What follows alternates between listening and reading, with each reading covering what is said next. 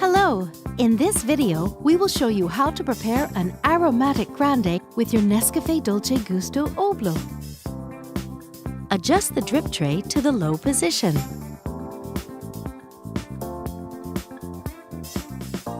Place your cup. On this capsule, 7 bars means that preparation time is about 50 seconds. Lift the locking handle. Place the Grande capsule in the capsule holder. Push down the locking handle. Move the lever to the hot position. Count 50 seconds or adjust to your taste.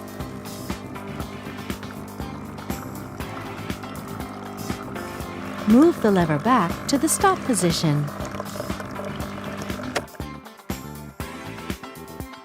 Once the coffee flow has stopped, the power button blinks red. Don't lift the locking handle until the power button turns green.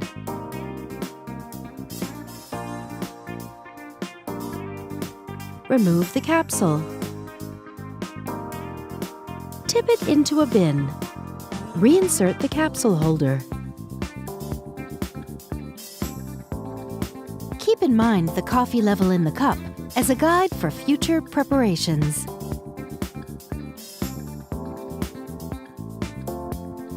And that's it.